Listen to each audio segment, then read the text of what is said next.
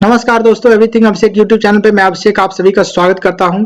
यह वीडियो आप सभी के लिए बेहद ही इंपॉर्टेंट होने वाला है, क्योंकि यह वीडियो जो होगा संबंधित होगा बीएड से संबंधित होगा, बीएड कोर्स से संबंधित होगा। चाहे आप बीएड के फर्स्ट सेमेस्टर में हो या फिर फर्स्ट पार्ट में हो, इन सभी के लिए बेहद ही इंपॉर्टेंट होने वाला है। क्योंकि यह जो सब्जेक्ट है आपका अंडरस्टैंडिंग डिसिप्लिन एंड सब्जेक्ट, यानी कि अनुशासन और विषय की समझ के बारे में यह जो क्वेश्चन होगा, इसमें हम क्वेश्चन आपको बताएंगे जो कि आए दिन जो एग्जामिनेशन होने वाला है, फाइनल एग्जामिनेशन फर्स्ट पार्ट का या फिर फर्स्ट सेमेस्टर का कह लें, तो उसमें आपको क्वेश्चन इस तरीके से पूछा जा सकता है इससे। और यह इंपॉर्टेंट क्वेश्चन होगा 2024 के फाइनल एग्जामिनेशन के लिए, जिसमें हम बात करेंगे एलएमएनयू या फिर कई सारे यूनिवर्सिटी के जो क्वेश्चन हैं उन सभी को कंपाइल करके, प्रीवियस ईयर के क्वेश्चन को कंपाइल करके जो महत्वपूर्ण क्वेश्चन है उस सभी को लेकर के आया हूं आपके सामने में। सिर्फ 16 क्वेश्चन होंगे जो कि बेहद ही इंपॉर्टेंट होंगे, अति महत्वपूर्ण होने वाले हैं।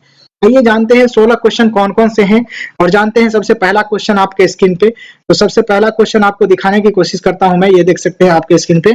सबसे पहला क्वेश्चन पूछा जा सकता है आपसे कि define knowledge, discuss the need of classification of knowledge into the various discipline या फिर सब्जेक्ट। ध्यान रखेंगे कि ज्ञान को परिभाषित करें और विभिन्न विषयों के ज्ञान और वर्गीकरण की आवश्यकता पर इसकी चर्चा करने की बात को कहा गया है। ध्यान रखेंगे, यह क्वेश्चन इंपॉर्टेंट है। उसके बाद देख सकते हैं explain the nature and scope of subject and discipline, विषय और अनुशासन की प्रकृति और कार्य क्षेत्र की व्याख्या करें। इसका जो वीडियो जो है, यानी कि इस क्वेश्चन सभी क्वेश्चन का आंसर का वीडियोस आपको हमारे इस चैनल पे उपलब्ध है, जिसमें कि आप देखेंगे कि बीएड कोर्स के अंतर्गत हमने 300 से 350 वीडियोस बना चुका हूं, जिसमें आपको ये सारे क्वेश्चन का जवाब निश्चित रूप से मिल जाएगा, जिसका लिंक आपको इसी वीडियो के डिस्क्रिप्शन में अवेलेबल है, वहां से आप इसे देख सकते हैं। आगे बढ़ेंगे, तीसरा क्वेश्चन की तरफ पूछा जा सकता है आपको इस बार कि discuss the aim of different discipline फिर subject with a special reference to National Curriculum Framework 2005, यानी कि नेशनल करिकुलम फ्रेमवर्क 5 के अनुसार 2005 के अनुसार राष्ट्रीय पाठ्यचर्या 2005 के अनुसार जो कि विशेष संदर्भ देते हुए और विषय और जो है कि डिसिप्लिन, यानी कि जो डिसिप्लिन है या फिर अनुशासन है उसके उद्देश्यों की चर्चा करने के लिए कहा जा रहा है। निश्चित रूप से आप इसकी जो है व्याख्या कर सकते हैं। आगे बढ़ेंगे, explain the nature and scope of science और सोशल साइंस और डिसिप्लिन, यानी डिसिप्लिन के रूप में सोशल साइंस और साइंस की विवेचना करने के लिए, नेचर को विवेचना करने के लिए कहा जा रहा है, स्कोप और नेचर को। तो यहाँ पर देख सकते हैं इस क्वेश्चन का जवाब आप निश्चित रूप से दे पाएंगे। आगे बढ़ेंगे तो पांचवा क्वेश्चन आपके स्क्रीन पे देख सकते हैं। यहाँ से पांचवा क्वेश्चन पूछा जाता है आपसे कि explain view on inter relationship between the discipline and subject, यानी कि explain with example of the subject of your choice, यानी कि अनुशासन और विषयों के बीच अंतर संबंधों पर विचार को जो है कि दर्शाइए या फिर समझाइए, या फिर अपनी पसंद के विषय के उदाहरण के साथ समझाने की कोशिश कीजिए। उसके बाद जो है कि नेक्स्ट क्वेश्चन पूछने की संभावना है कि what is the authenticity of keeping pedagogy in school curriculum, give logical answer the light of NEP 1986, यानी कि पाठ्यक्रम स्कूल में शिक्षा शास्त्र की प्रामाणिकता को क्या है, यानी इसके बारे में व्याख्या करने की बात है। और NPE 1986 के प्रकाश में 1986 के जो है कि तार्किक उत्तर पर प्रकाश डालें या फिर वर्णन करें। ध्यान रखेंगे, अगला क्वेश्चन है आप सभी के लिए जो इंपॉर्टेंट है, what do you mean by the communication, यानी कम्युनिकेशन क्या है, कम्युनिकेशन से आप क्या समझते हैं, कम्युनिकेशन से क्या अभिप्राय है आपका, इस बारे में क्वेश्चन पूछा जा सकता है। और discuss the characteristics of effective communication के क्या क्या इफेक्टिव हो सकते हैं, कैरेक्टरिस्टिक्स क्या हो सकते हैं इफेक्टिव कम्युनिकेशन के, इसके बारे में यहाँ पर डिस्कस करने के लिए कहा जा रहा है।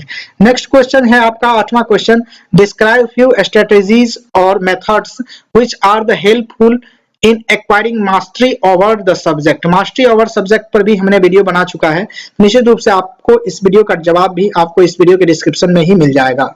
आगे बढ़ेंगे, जो कि 9वां क्वेश्चन आपके स्क्रीन पे दिखेगा 9वां क्वेश्चन के तौर पे। तो देख सकते हैं आपके स्क्रीन पे पूछा जा रहा है कि suppose you have to teach any topic of your choice in your subject, what are the various type of activity that you will use while teaching that topic, explain, यानी कि मान लीजिए कि आपको अपने विषय में के किसी विषय के लिए आपको पढ़ाने की आवश्यकता है, पढ़ाने के लिए कहा जाए, और उस विषय में पढ़ाने के दौरान आप विभिन्न प्रकार की गतिविधि का किस प्रकार उपयोग करेंगे, इसके बारे में चर्चा करने के लिए कहा जा रहा है। निश्चित रूप से यहाँ पर देख सकते हैं अगला क्वेश्चन है evaluation is incorporated in teaching of its communication. Justify the statement with reference to subject related subject selected by you. यानी कि कोई भी सब्जेक्ट आप सिलेक्ट करें अपने मन से। इसमें कहा जा रहा है कि इसके पाठ्यक्रम को पढ़ाने में मूल्यांकन शामिल है और अपने द्वारा चुने गए विषयों के संदर्भ में इसे उचित कथन द्वारा जो है कि दर्शाएं या फिर समझाएं। उसके बाद देख सकते हैं 11वां question, what is the meant by research. Research क्या है और रिसर्च से आप क्या समझते हैं। Describe with a step of research and describe the different type of research in the subject of your choice. यानी कि पूछा जा सकता है आपका कि अनुसंधान या फिर रिसर्च क्या है, या अनुसंधान के चरणों का वर्णन करें या फिर अपने पसंदों के विषयों के विभिन्न प्रकार के अनुसंधानों का वर्णन करने के लिए कहा गया है। अगला क्वेश्चन आपके स्क्रीन पे देखने को मिलेगा। तो अगला क्वेश्चन के रूप में देख सकते हैं आप, तो मैं आपको दिखाने की कोशिश करता हूं। यहां से देख सकते हैं अगला क्वेश्चन है आपके स्क्रीन पे 12वां क्वेश्चन, जो कि पूछा गया है what are the major that you would like take prepare by bibliography. देख सकते हैं प्रिपेयर अ बिब्लियोग्राफी एक्सप्लेन, यानी कि बिब्लियोग्राफी प्रिपेयर करने के लिए, उसे एक्सप्लेन करने के लिए कहा जा रहा है कि एक ग्रंथ सूची तैयार करने के लिए आप क्या क्या उपाय करेंगे, इसके बारे में बताने के लिए कहा जा रहा है। आगे बढ़ेंगे तो पूछा जा सकता है आपको कि good research must be objective, valid and reliable. यानी कि गुड रिसर्च जो होता है उसका ऑब्जेक्टिव, वैलिड एंड रिलायबल होता है। इसके बारे में आपको दर्शाना है, समझाना है कि in light of this statement discuss the characteristics of research. यानी कि अच्छा शोध वस्तुपरक या फिर मान्य या फिर विश्वसनीय होना चाहिए। इस कथन को आप किस प्रकार से समझते हैं और इस पर कि इसकी जो मुख्य विशेषता है उसको भी चर्चा करने के लिए कहा जा रहा है। यहाँ देख सकते हैं 14वां question, how would you prepare a research report, what you consider most important for the concluding research report। यानी कि आप एक शोध रिपोर्ट कैसे तैयार करेंगे या फिर अनुसंधान रिपोर्ट को समाप्त करने के लिए आप क्या क्या महत्वपूर्ण स्टेप उठाएंगे, इसके बारे में यहाँ पर एक्सप्लेन करने के लिए कहा जा रहा है। उसके बाद पूछा जा सकता है 15वां क्वेश्चन आपके स्क्रीन पे कि discuss any two method of data collection in research in science या फिर सोशल साइंस के परिप्रेक्ष्य में। Research in science, social science के डाटा कलेक्शन किसी भी दो तरीकों पर आप चर्चा करें कि किस तरीके से आप डाटा कलेक्शन करेंगे।